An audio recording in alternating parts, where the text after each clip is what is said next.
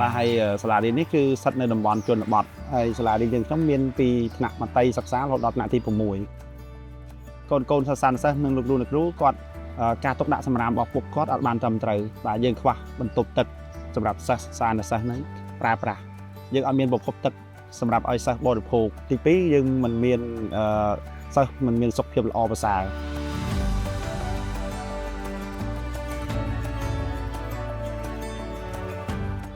គឺលោកគ្រូអ្នកគ្រូគាត់យកមេរៀនតាក់ទងការងារបរិស្ថានការងារសុខភាពហ្នឹងទៅបង្រៀនដល់កូនសិស្សនៅក្នុងថ្នាក់រៀនទី1យើងបានសហការជាមួយនឹងគ្រូពេទ្យ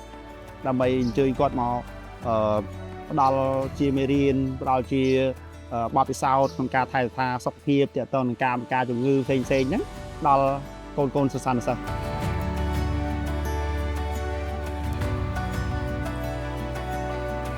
យើងបង្រៀនគាត់ឲ្យចេះញែកសម្រាមឲ្យចេះយកសម្រាមកែច្នៃឡើងវិញសម្រាមដែលរលួយយើងយកទៅធ្វើជីសម្រាប់យកមកដាំបន្លែសម្រាប់យកធ្វើដាក់នៅសួនច្បាររបស់សាលារៀនមានអាហារពោពេញទៅដោយធម្មពលមានអាហាររូបត្ថម្ភសម្រាប់គាត់ហើយ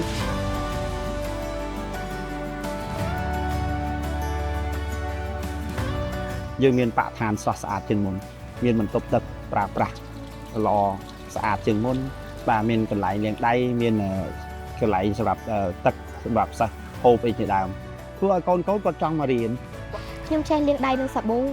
បានត្រឹមត្រូវមុនពេលបរិភោគចំណីអាហារនិងបន្ទាប់ពីប្រើបង្គន់ចេះរក្សាខ្លួនប្រាណនិងសម្លៀកបំពាក់ឲ្យបានស្អាតព្រមទាំងញ៉ាំចំណីអាហារដែលមានជីវជាតិផឹកទឹកស្អាតហាត់ប្រាណគេងឲ្យបានគ្រប់គ្រាន់សិស្សានុសិស្សចេះទុកដាក់សម្រាប់បានត្រឹមត្រូវសាលាមានអនាម័យស្អាតជាងមុនខ្ញុំមានអារម្មណ៍ថាខ្ញុំសប្បាយចិត្តខ្ញុំមានអារម្មណ៍ចង់រៀន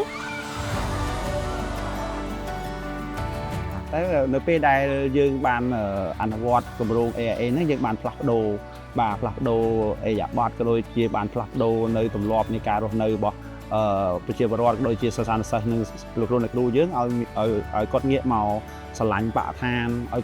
គាត់មកងាកមកការចូលរួមលើកកម្ពស់សុខភាពអនាម័យរបស់សិស្សានុសិស្សជាដើម